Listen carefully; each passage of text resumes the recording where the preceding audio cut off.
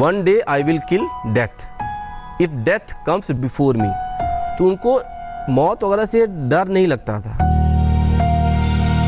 वही aggressive spirit, वही never say die attitude जो हम एक परफेक्ट आर्मी मैन में देखना चाहते हैं। अगर खुद को साबित करने से पहले मुझे मौत आ गई, कसम से मैं मौत को मार डालूंगा।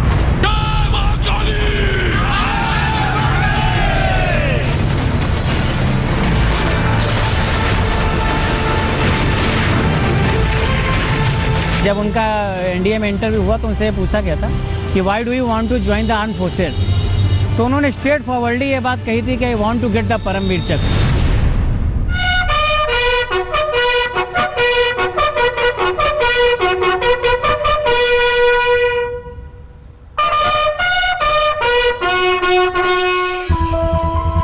उसने जिंदगी में केवल 2 बार जिद की। पहली बार तब जब वो 3 साल के थे, एक बांसुरी के लिए। दूसरी बार तब जब उनकी मौत से ठन गई। उनका हमेशा यही कहना रहता था कि जिंदगी चाहे थोड़े दिन की हो, शेर की तरह जीना चाहिए। एक बारी, 2 बारी, 3 बारी, 4 बारी ऑपरेशन सब सक्सेसफुली किए हैं। काफ़ी खून बह रहा था उनका बॉडी से, शरीर से। तो लड़कों ने मनोज पांडे को बताया कि साहब आप रहने दीजिए, ये 3 बंकर तो ख़त्म हो चुके हैं, जो लास्ट बंकर है वो हम खुद ख़त्म कर देंगे और सीओ साहब को हम अपना विक्ट्री साइन बता देंगे कि हमने ख़त्म कर दिया और टास्क कंप्लीट हो गई है। लेकिन उस यंग लड़के का देखो कितना तगड़ा सेंस ऑफ रिस्पॉन्सिबिलिटी था। उसने सबको बताया कि नहीं, कमांडिंग ऑफिसर साहब ने मुझे जो है ड्यूटी सौंपा है कि इसको ख़त्म करना है। और उस जवान ऑफिसर ने विदाउट हेजिटेशन क्रॉल करके नज़दीक बंकर की तरफ बढ़ने। हमने कहा कि तुम अफसर हो, जब लड़ाई कहीं कुछ होगा तो तुम पीछे रहना, अपने जवानों को आगे भेजना। तो कहने लगे मम्मी जहाँ पर जैसे हम और आप होंगे तो जहाँ कोई मुसीबत होगी तो आप आगे जाओगी कि हमको आगे कर दोगी। तो हमने कहा नहीं हम जाएंगे। तो कहे वो जवान जो मेरे बच्चे की तरह हैं और जब लड़ाई होगी तो हम आगे रहेंगे, अपने बच्चों को आगे क्यों भेजेंगे। तब मेरी समझ में आया इनको देशभक्ति के लिए और अपने जूनियर के लिए कितना प्रेम है।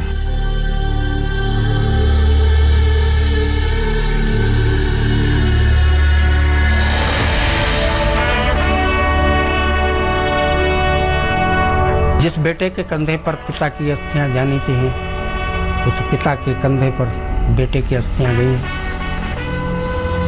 दुख का कोई सीमा नहीं है दोनों के हमारे, लेकिन साथ साथ में गर्व भी है कि हमारे बेटे ने बहुत चंद्र समय में इतिहास में अपना नाम अंकित करके और समाज की सेवा करी और देश की रक्षा करते हुए अपने प्राणों का उत्सर्ग कर लिया।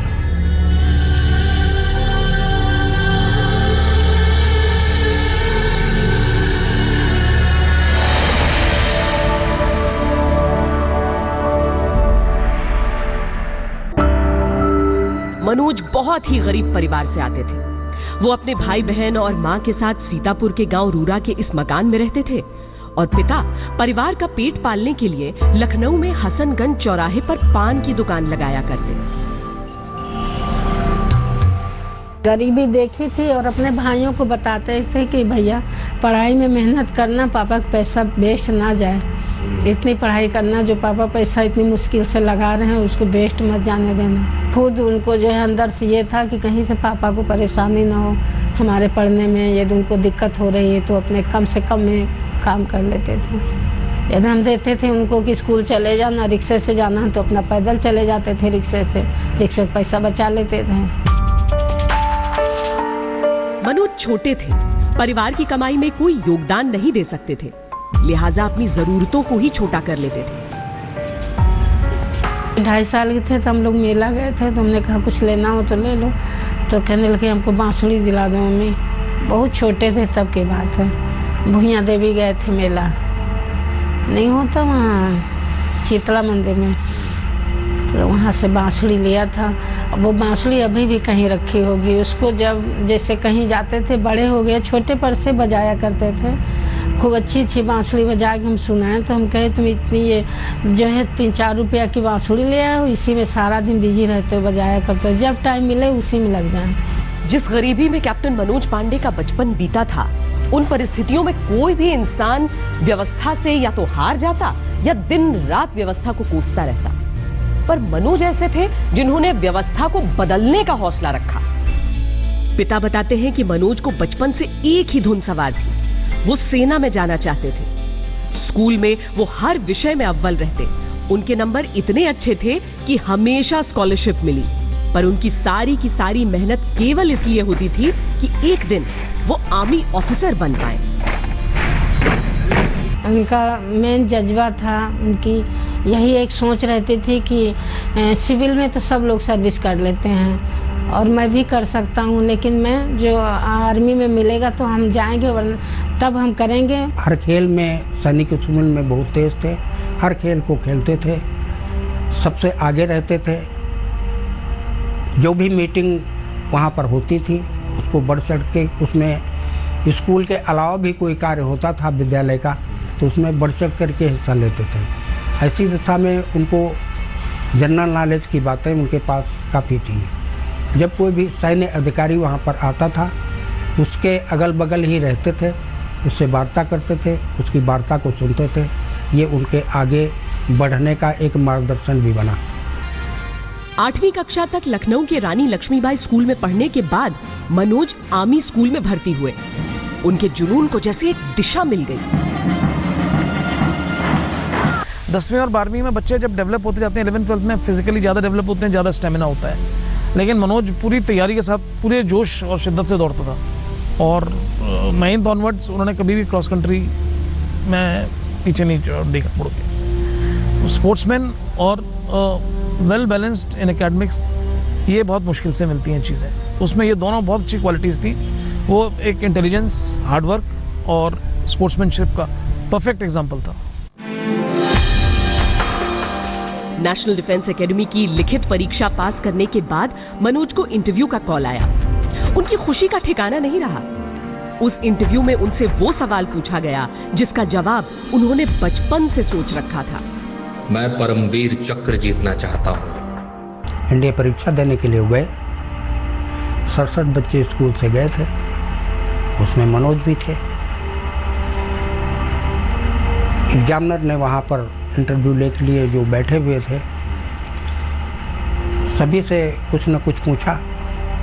मनोज से पूछा कि तुम सेना में भर्ती होने के लिए क्यों आए हो और कोई काम क्यों नहीं सीखा। तो मनोज ने दृढ़तापूर्वक विश्वास, अपना आत्मविश्वास वहाँ पर उन्होंने दिखाया। उन्होंने कहा कि सर मैं परमवीर चक्र पाने के लिए सेना में भर्ती होने के लिए आया हूँ। तो अधिकारी ने कहा जानते हो कैसे मिलता है। तो मनोज ने कहा सर जानता हूँ, ज़्यादातर लोगों को मरणोपरांत ही मिलता है, लेकिन मुझे अवसर दिया जाए मैं उसको जीवित लाऊंगा। मनोज तो पैदा ही परमवीर हुए थे। शायद इसीलिए उस बटालियन को चुना जिसे ब्रेवेस्ट ऑफ द ब्रेव यानी बहादुरों से भी बहादुर कहा जाता है, गुरखा राइफल्स।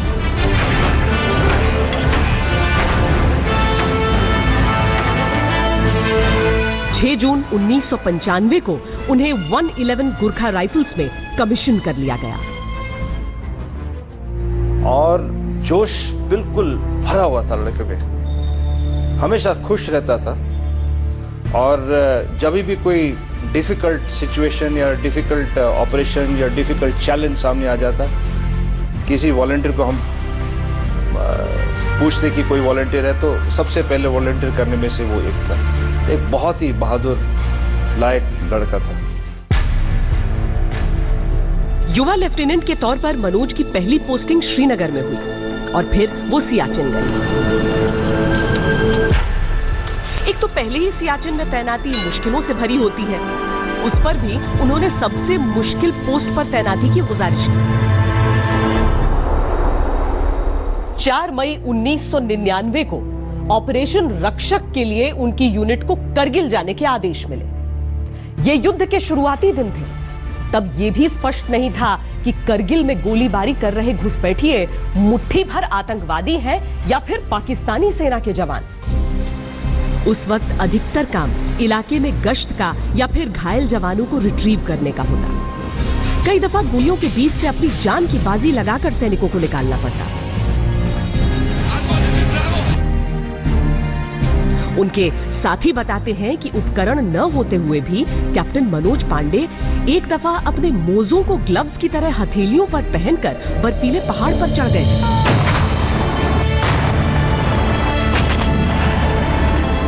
युद्ध क्षेत्र से घर पर संपर्क आसान नहीं होता। जब मिशन पर न हो तो चिट्ठियां या फिर 10-15 दिनों में एक फोन करने की गुंजाइश। 26 मई के बाद से वो घर पर एक भी फोन नहीं कर पाए थे। चिंता में डूबे घर वालों को राहत मिली जब लगभग 1 महीने बाद 23 जून को कम से कम उनकी एक चिट्ठी मिली। आखिरी खत में लिखा था कि मम्मी जो है टीवी के द्वारा आपको लड़ाई की यहाँ का हालात का पता चल गया होगा, लेकिन आप चिंता न करना, और जहाँ पर मैं हूँ तो बहुत संघर्ष की वो है वक्त है, लेकिन आप मेरे खत का जवाब जरूर देना और चिंता न करना, मैं जहाँ पर हूँ ठीक हूँ। मम्मी और पापा का ध्यान देना, छोटे भाई को लिखा था उनका ध्यान देना। यूं तो मनोज ने लगातार कई खतरनाक मिशन को सफलता से पूरा किया था, लेकिन खालूबार का जो मिशन अब सामने था वो सबसे बहादुर माने जाने वाले गुरखाओं के लिए भी एक बहुत बड़ी चुनौती होने वाला था।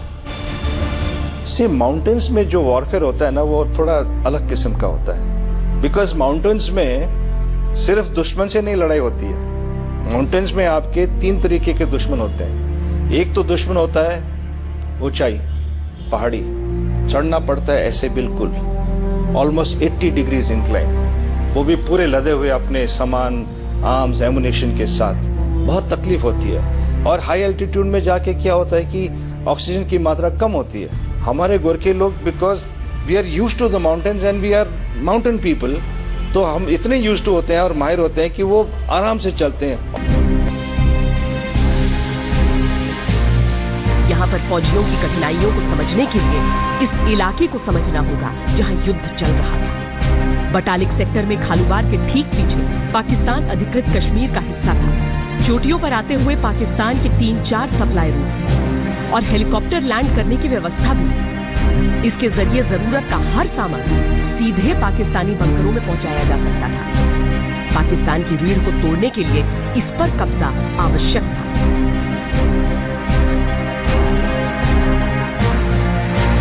इसमें काफ़ी सारी रेज लाइन्स थी जो हमारी तरफ आ रही थी। जुब्बर था और 3 रेज लाइन्स थी जो कि कालूबार था, और 3 अदर रेज लाइन्स थी जो बहुत बड़ी बड़ी थी। खालूबार पोजीशन एक ऐसा अहमियत रखता था कि वो बिल्कुल पहले तो दुश्मन के जो डिफेंसिव पोजीशन था उसके बिल्कुल हार्ट में था, उसका बिल्कुल हार्ट था उसका। खालूबार में हम बैठ जाते तो उनका सप्लाई लाइन भी जो उधर से आने वाला था रास्ता, वो भी बंद हो जाता। तो उनके लिए एक बहुत ही क्रिटिकल पोजीशन था वो, और हम वो समझते थे, इसीलिए हम खालूबार में कब्जा करना चाहते थे। बहुत ही मुश्किल काम था वो। 2 जुलाई को कैप्टन मनोज पांडे की यूनिट 111 गुरखा राइफल्स को खालूबार से दुश्मन की पोजीशन क्लियर करने का आदेश दिया गया। यूनिट के कमांडिंग अफसर कर्नल ललित राय खुद जवानों की अगुवाई कर रहे थे। युद्ध के मैदान में आमतौर पर इतने सीनियर अफसर खुद मोर्चा नहीं संभालते, पर कर्नल राय तो सिपाहियों से आगे पहाड़ पर चढ़ जाते थे।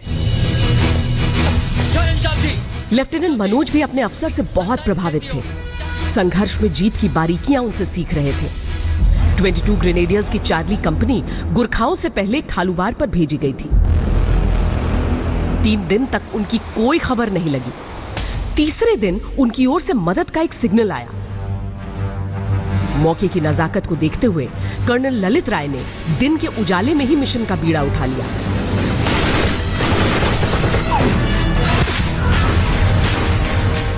और हमने जो आगे खालूबार का जो रिज लाइन है, उस रिज लाइन के जितने भी बाकी चोटियां थी उनको बाईपास करके पीछे से हम लोगों ने उसको हमला किया था खालूबार को।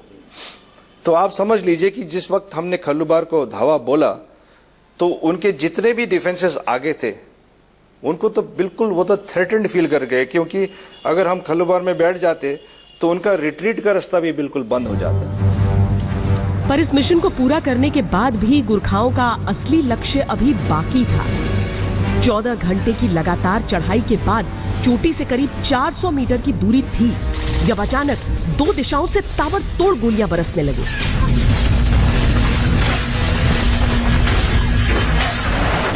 पर अब न तो रुकना विकल्प था, न ही पलटना।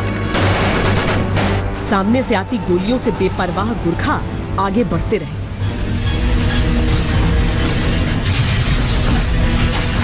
कुछ देर के लिए किसी चट्टान की आड़ लेते, कभी गोलियां दंदनाते चढ़ते रहे। उनका ये रूप देखकर पाकिस्तानियों के पांव तले जमीन खिसक गई। उन्होंने अपनी तोप का मुंह भी बढ़ते हुए सैनिकों पर खोल दिया। जो ही हम करीब आ रहे थे टॉप के, तो उनको समझ में आ गई कि जो बात कि अगर वो कैप्चर हो जाए इलाका, तो ये कंप्लीट वहां का जो बैटल है उसका टाइड ही चेंज कर देगा, और उनके लिए वो बहुत ही वाइटल एरिया था।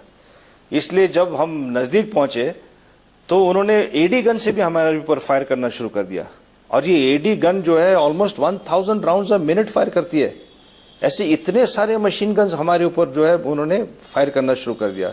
इसके अलावा उनके पास rifle grenades, rocket launchers, plus some amount of mortar fire भी उन्होंने हमारे ऊपर फायरिंग कर दिया, जो कि बिल्कुल आके काफी नुकसान कर रही थी हमारे को। 16,700 फीट की ऊंचाई पर रात की भयंकर ठंड को गोले बारूद की गर्मी वक्त वक्त पर पिघला रही थी। पर सामने से आती गोलियां और दूसरी ओर से आते गोलों के बीच बढ़ना मुनासिब नहीं था।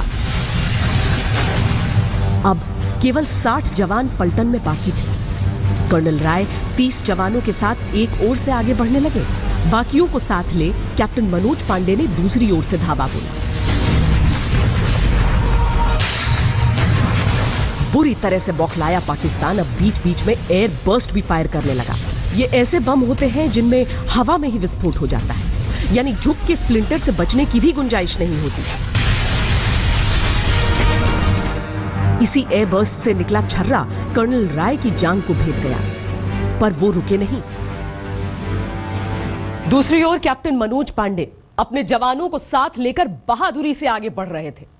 जब उन्होंने बढ़ना शुरू किया था तो आकलन था उस रास्ते पर दुश्मन के केवल 2 बंकर हैं, लेकिन आगे पहुंचकर नजर आया कि 2 नहीं 6 बंकर हैं।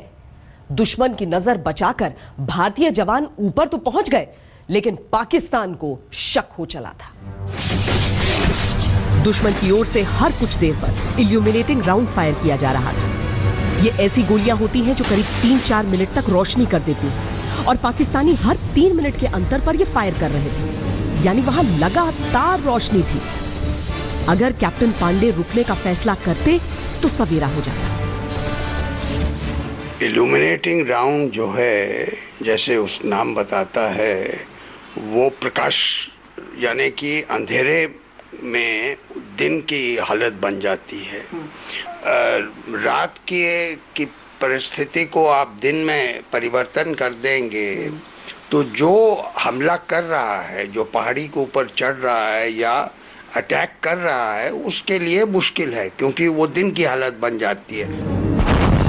युद्ध के मैदान में पशुपेश के ऐसे कई मौके आते हैं। इनमें फैसला जितना जल्दी लिया जा सके उतना कारगर होता है। 24 साल के मनोज पांडे ने अपने जवानों को एक बड़े से चट्टान के पीछे छोड़ा और खुद बाहर निकले। जो ही वो बाहर गए, सामने से गोलियों की बौछार आ गई। वो वापस चट्टान के पीछे लौटे, पर अहम बात ये थी कि उन्होंने दुश्मन की गन पोजीशन देख ली थी।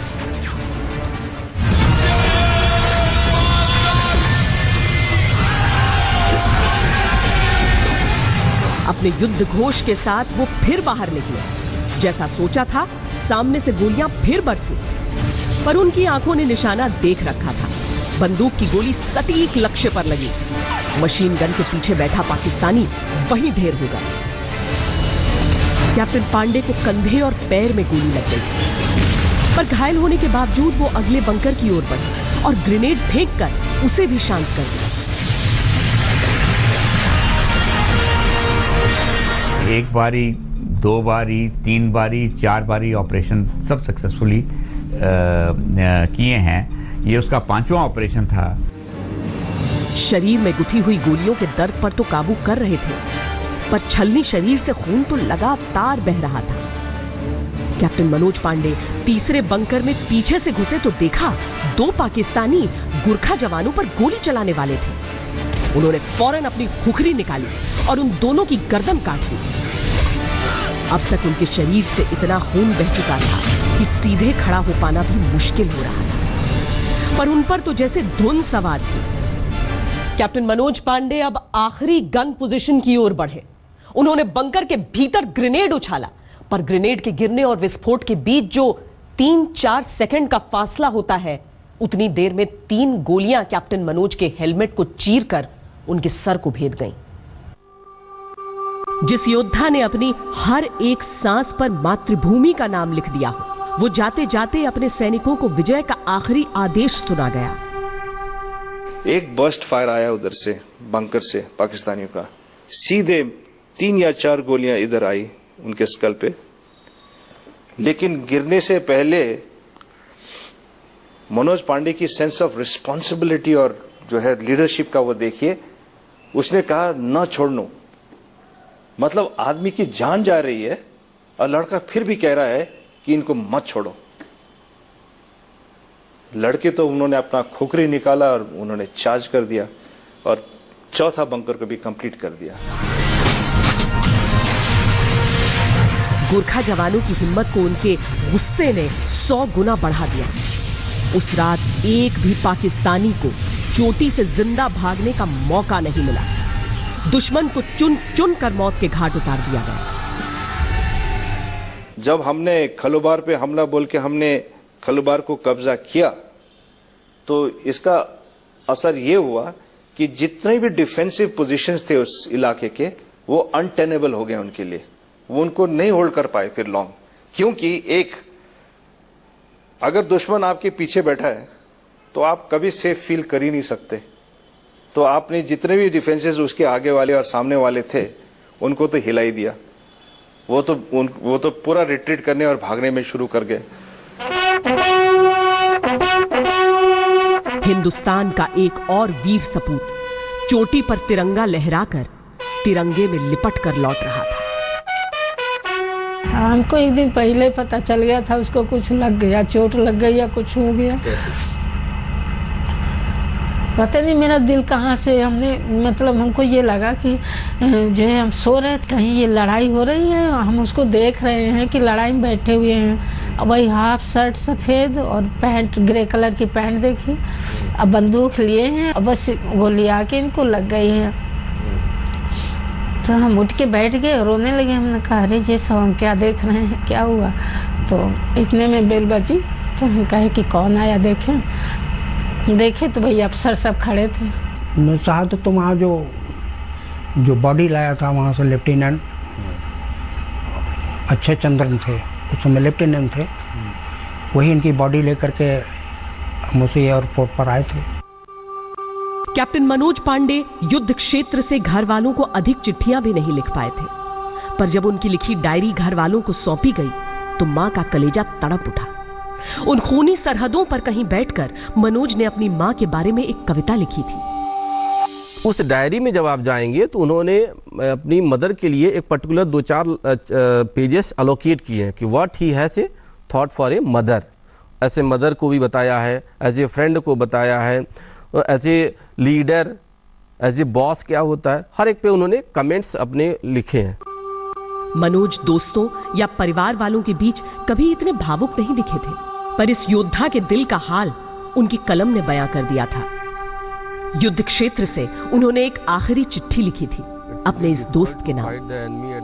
अंतिम चिट्ठी जो मनोज पांडे जी की मुझे मिली, उसमें सबसे इम्पॉर्टेंट चीज़ जो मुझे लगी है कि मनोज पांडे जी अपना लेटर पूरा कंप्लीट करते हैं, वॉर के सिचुएशन के बारे में बताते हैं, थोड़ा फुल्का जो भी आइडिया देते हैं, फिर थोड़ा बहुत अपने फैमिली रिस्पॉन्सिबिलिटीज़ को बताते हैं कि ये कुछ मेरी रिस्पॉन्सिबिलिटीज़ थी अपने भाई के लिए, अपने माँ बाप के लिए, तो कहे कि उसमें आप थोड़ा सपोर्ट जो कर पाना ज़रूर करना।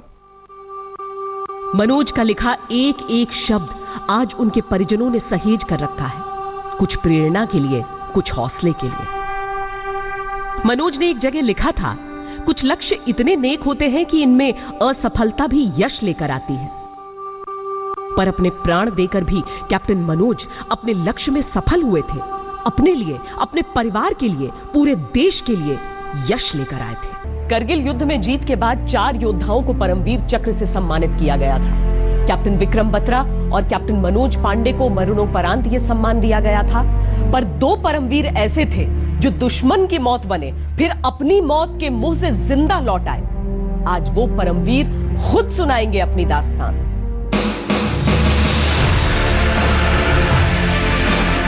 एक पल पहले हम सारे साथी आपस में बात कर रहे थे और अगले ही क्षण से वो सारे के सारे खत्म। उन्होंने मेरे पैर में, हाथ में गोलियां मारी, लेकिन मेरे शरीर के अंदर कोई हरकत नहीं हुई। उसके बाद उन्होंने सोचा साले सब मर गए।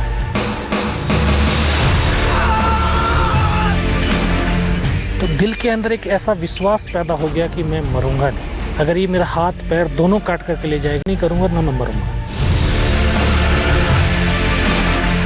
मैंने अपना एक ग्रेनेड निकाला और उसके ऊपर ऐसे थ्रो कर दिया। तो कोट के अंदर हुड लगा हुआ था, हुड में गिर गया। जब तक उसने ऐसे देखा पीछे मुड़ के, पीछे तो कोई था नहीं, तो उसने ऐसे निकालने की कोशिश करी, पता नहीं क्या है, इतने ग्रेनेड फट गया। इसके लिए जो है मैं देश का बहुत बड़ा शुक्रगुजार हूँ कि मैंने अपने देश के लिए कुछ कर पाया।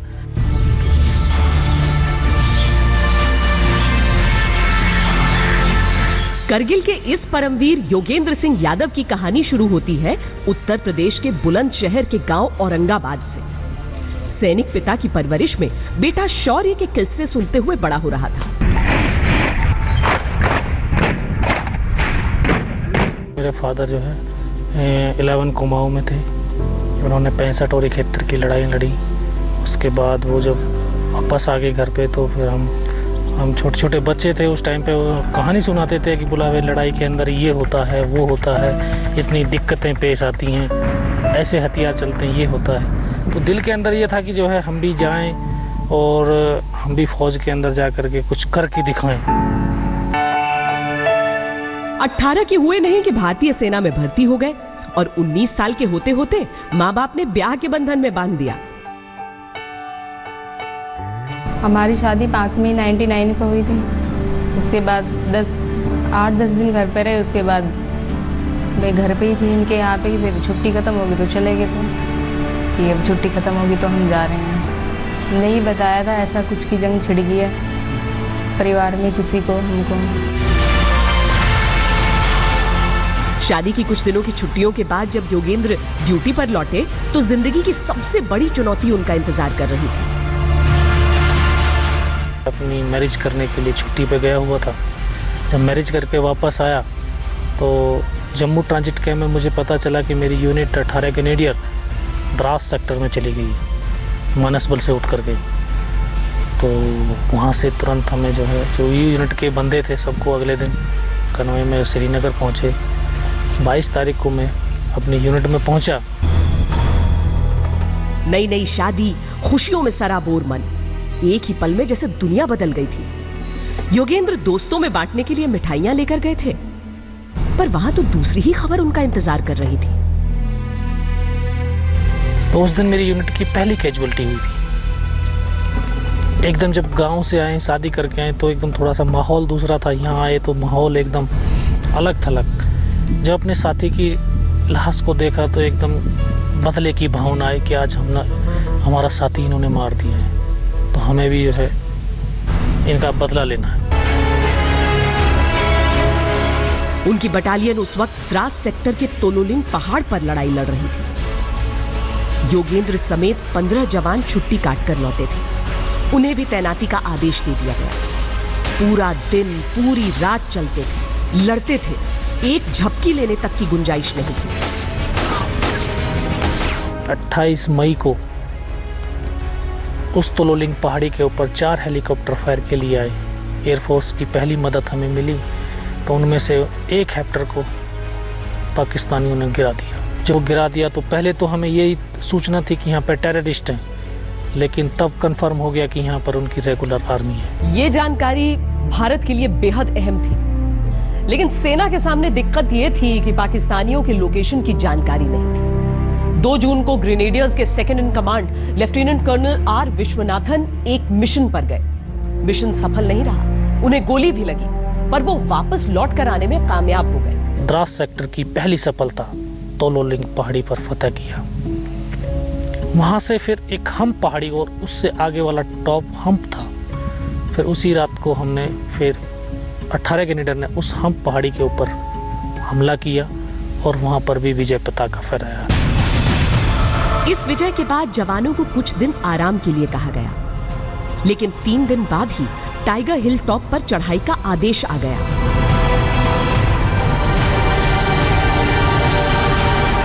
एक मौका मिला है हमें अपने साथियों का बदला लेने के लिए, और उन्होंने नारा भी दिया था कि विजय या वीर गति, कि एक सैनिक के लिए इससे बड़ी और कुछ नहीं हो सकता।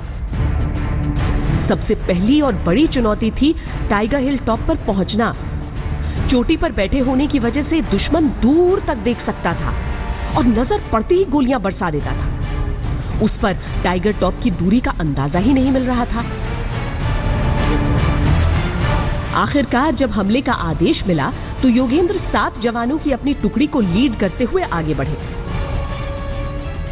एक दूसरे का हाथ पकड़ करके रस्सी बांध करके हम उस चढ़ाई को चढ़ रहे थे, तो उनके दोनों तरफ पोस्ट थे, लेकिन अंधेरे में नहीं दिखाई दिया कि यहाँ पर भी उनके पोस्ट हो सकते हैं। तो जब पत्थर फिसले तो उनको लगा कि यहाँ तक फौज पहुँच चुकी है, तो उन्होंने दोनों तरफ से फायरिंग खोल दिया। जो रास्ता था, हमारा रास्ता कट ऑफ हो गया। हम केवल ऊपर 7 जवान, बाकी नीचे रह गए। ऊपर पहुंचे तो बिल्कुल प्लेटो और सामने दुश्मन के बंकर, लेकिन शुक्र था कि उसमें 4 ही बंदे थे उनके।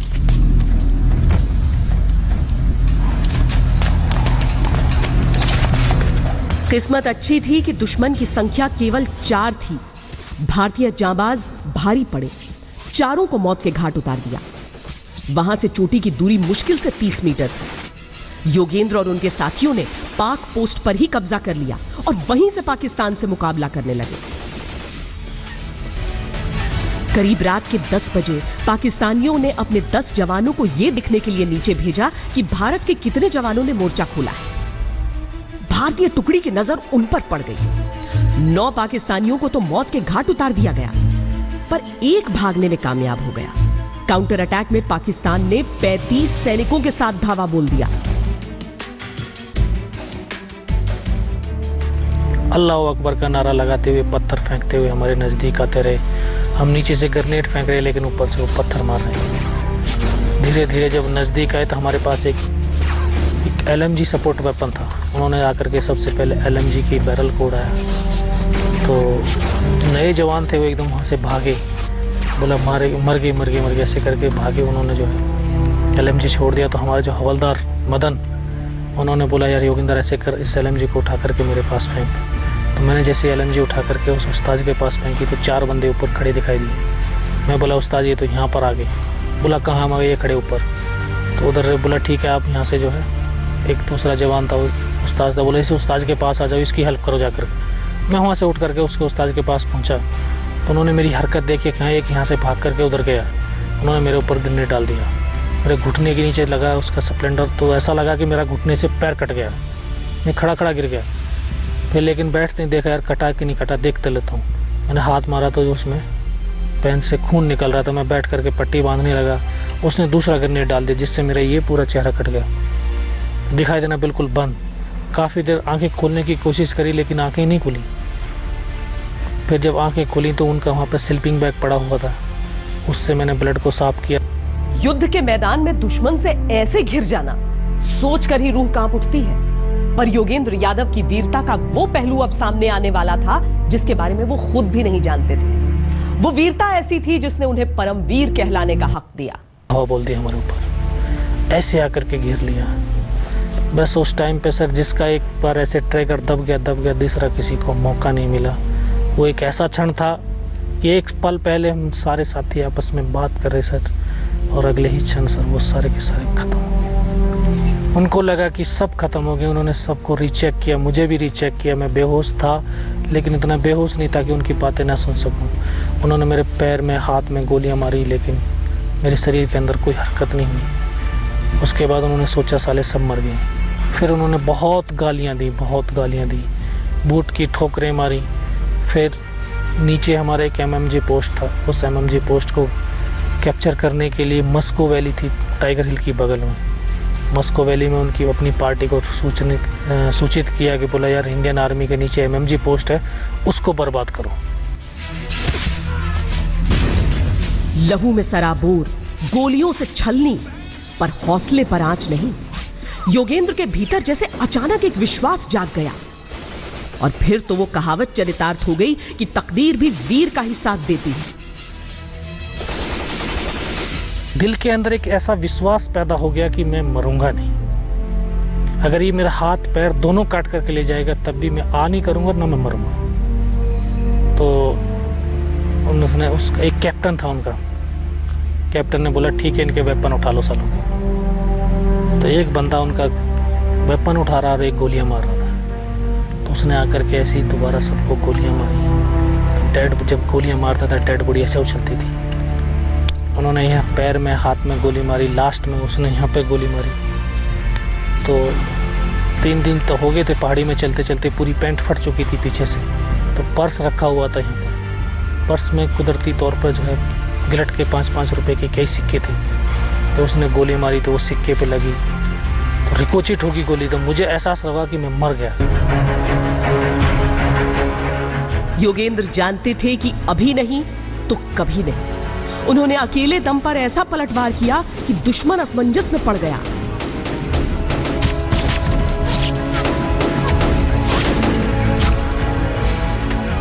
उसने मेरा AK-47 उठाया और वापस मुड़ा तो मेरी एकदम आंखें खुली ऐसे जैसे नींद से जगा हूं। अंदर से एक आया कि अब यार अभी तक नहीं मरा तो मरेगा भी नहीं। मैंने अपना एक ग्रेनेड निकाला और उसके ऊपर ऐसे थ्रो कर दिया।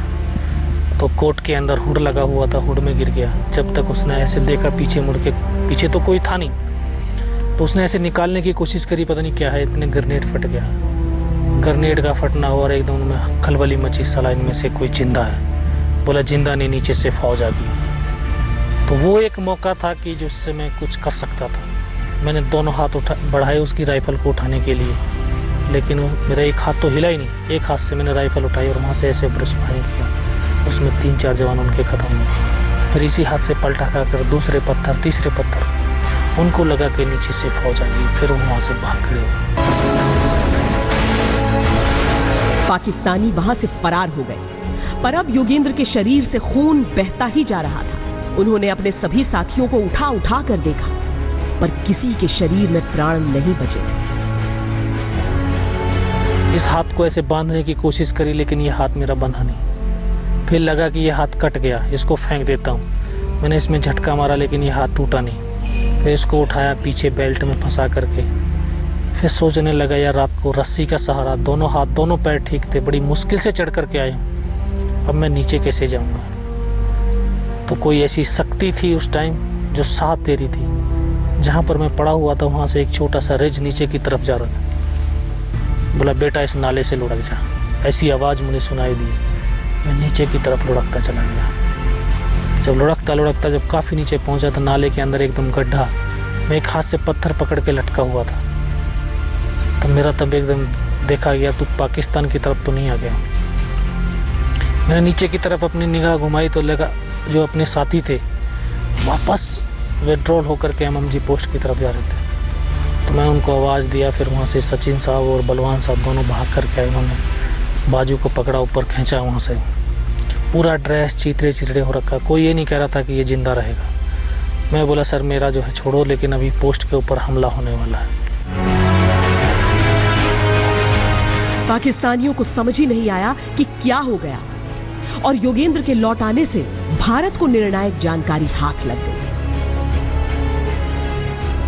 फिर सीओ साहब को मैं पूरा कहानी बताया। मैं साहब ये हमारे साथ हुआ और ये अभी होने वाला है।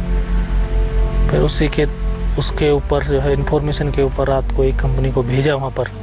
तो वहाँ पर कोई नहीं मिला। बिना किस कैजुअलिटी के उससे अगले दिन रात को जो है उसके ऊपर हमला हो गया। वहाँ तक तो मैं बोलता आया था सीओ के पास तक। वहाँ से फिर डॉक्टर ने पता नहीं कौन सा इंजेक्शन लगाया, मुझे पता नहीं है मैं कहाँ जा रहा हूँ। फिर 2-3 दिन बाद जब होश आया तो ऊपर पंखा चलते हुए दिखाई दिए।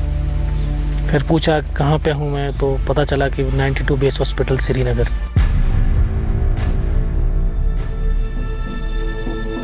योगेंद्र यादव के शरीर को इतने बारूद ने छलनी किया था कि 16 महीने उनका उपचार चला। इस दौरान भारत करगिल युद्ध भी जीत गया और परमवीरों की पहचान भी हुई। लेकिन यहाँ एक बेहद दिलचस्प किस्सा हुआ। योगेंद्र यादव को परमवीर चक्र का ऐलान तो किया गया, लेकिन मरणोपरांत। देखिए, लड़ाई के मौके में इसको इंग्लिश में कहते हैं फॉग ऑफ वॉर।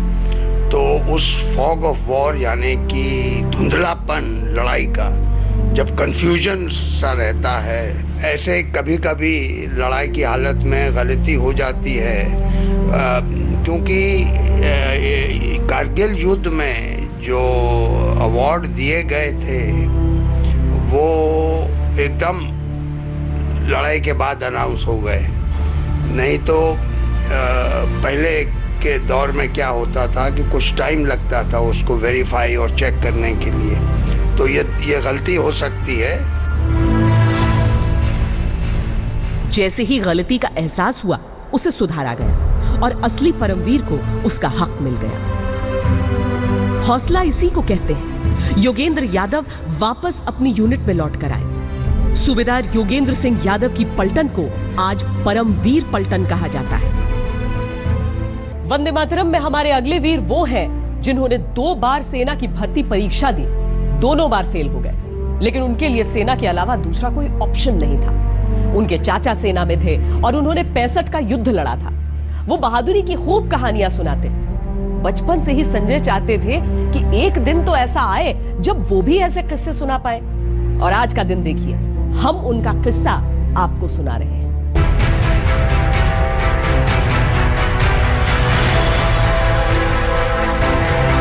इस परमवीर को अपनी ही पहचान नहीं। जिस बहादुरी ने दुश्मन को पीछे धकेल दिया था, जिस शौर्य ने तिरंगा बुलंद किया था, उस वीरता को अपना तमगा नहीं, सिर्फ अपना दायित्व मानते हैं संजय। देखिए, परमवीर चक्र जब मुझे मिला था या डिक्लेयर हुआ था, तो मुझे पहले उम्मीद नहीं थी कि हमें हमारा यह इस अवार्ड के लिए नाम दिया गया है। क्योंकि जब ऑपरेशन चल रहा था तो ऑपरेशन ख़त्म होने के बाद हम लोग वहाँ से वापस आ गए थे और हॉस्पिटल में चले गए थे। इन्फॉर्मेशन नहीं थी कि यहाँ पे क्या क्या होता है। हिमाचल के एक सुदूर गांव में रहने वाले संजय कभी दिल्ली की सड़कों पर टैक्सी चलाया करते थे, पर 1996 में जैसे ही सेना में भर्ती हुए, उनकी तो राह ही बदल गई। बात 4 जुलाई 1999 की है, जब पीक 4875 से दुश्मन को मार भगाने का जिम्मा संजय कुमार की 13 जैकरिफ को दिया गया था। दुश्मन लगातार ऐसे गोलियां बरसा रहा था कि पहले दिन चढ़ाई मुमकिन ही नहीं हुई। अगले दिन भी जब स्थिति नहीं बदली तो आक्रमण के अलावा कोई चारा नहीं था। हम लोग नीचे थे, ऊपर हम फायर कर नहीं सकते थे। जैसे थे वैसे ही लेटे थे। उसने 15-20 मिनट देखा कि ये कोई भी जवाब नहीं दे रहा फायर का, ना ये हरकत कर रहे हैं, ना हिल रहे हैं, डुल रहे हैं। इसका मतलब मर गए हैं सभी के सभी। तो लास्ट में जब उसने देखा कि मर गए हैं तो आराम से उठा हुआ और चढ़ना शुरू कर दिया। जैसे वो चढ़ने लगा तो उसके पाँव से जब पत्थर निकला और हमें आवाज़ आई कि हरकत शुरू है, वो ऊपर चढ़ना शुरू कर गया। और मेरे को उसने कहा कि यार आराम से, अभी बोला है ऊपर जा रहा और इसका ध्यान कोई नहीं है, आराम से फायर कर। मैंने फिर आराम से गन सेट किया और जैसे मैंने उसको फायर किया, अभी मेरी तरफ उसकी पीठ थी, मैंने उसके यहाँ पीठ पे फायर किया। तो जैसे वो गिरा, जो पोस्ट था वो ऊपर वाला वो खाली हो गया। पर अब तक संजय और उनके साथियों को यह बात मालूम नहीं थी कि दुश्मन उस बंकर से साफ हो चुका है। वो पूरी सावधानी से आगे बढ़े। एक बंकर पर हिंदुस्तान का कब्जा हो चुका था, पर मिशन अभी पूरा नहीं हुआ था। नेक्स्ट बंकर के लिए हमने जाना था क्योंकि टाइम हमारे पास था नहीं, क्योंकि 10:30 बजे तकरीबन हमने अटैक किया था और 1-1:30 बजे तक हमने फर्स्ट बंकर लिया था टोटल, और सेकंड बंकर लेने के लिए बाकी था। हमने 6 जवान दोबारा आगे छांटे कि जो कुछ यहाँ भी चाहिए थे हमें, कि जो हमें फायर सपोर्ट देंगे। जैसे ही ऊपर चढ़ने लगे उसने साइड से फायर खोला। जैसे फायर खोला तो मेरे जो बाएं साइड मेरे जो साथी थे दूसरे, उसने फर्स्ट फायर किया तो एम लेके किया। एम लेके किया तो फर्स्ट फायर में वो दोनों के दोनों वहीं डेथ हो गए। जैसे उसने फायर खोला, हम लोग जो बाकी 4 थे, हम लोग जहाँ थे वहीं लेट गए। मेरी जो टांग थी, अभी बाई साइड से फायर कर रहा था इस साइड से, तो ये मेरी टांग पत्थर के ऊपर रह गई, जो कि ऊपर से दिखाई देती उसको। तो उसने यहाँ फायर किया जो मेरे टांग में लगी। तो जैसे फायर हुआ तो मेरे को इतना पता लगा कि मेरे गोली लगी। पूरी हिम्मत बटोर के वो आगे बढ़े आखिरी मोर्चे की ओर। हम लोग तो 4 जवान थे वहाँ बचे हुए, लेकिन क्या था कि पीछे वाला पोस्ट भी तो हमने कैप्चर कर लिया था। लग्जरी का जो पोस्ट था वहाँ से उन्होंने काउंटर अटैक कर दिया। तब तक हमारी डेल्टा कंपनी थी, अल्फा कंपनी थी, अपनी कंपनी थी, मेरी चार्ली कंपनी थी। तो काफ़ी जवान वहाँ पे पहुँच गए और वहाँ से हम सभी ने वो दोबारा फायर खोल दिया और उनका जो काउंटर अटैक था वो पीछे ही रोक दिया। उनको दोबारा वापस वहीं से वापस होना पड़ा। संजय कुमार और उनके साथियों का ही पराक्रम था कि आगे बढ़ने का रास्ता साफ हुआ था और अगले मोर्चे पर पाकिस्तान को कैप्टन विक्रम बत्रा के आगे घुटने टेकने पड़े थे। इत्तेफाक देखिए कि जिस 26 जुलाई को उन्होंने सेना में 3 साल पूरे किए, उसी तारीख पर करगिल युद्ध का अंत हुआ और वो दिन विजय दिवस के तौर पर मनाया जाता है। आज के लिए दीजिए इजाजत। वीरता की और कहानियां लेकर हम फिर हाजिर होंगे। वंदे मातरम।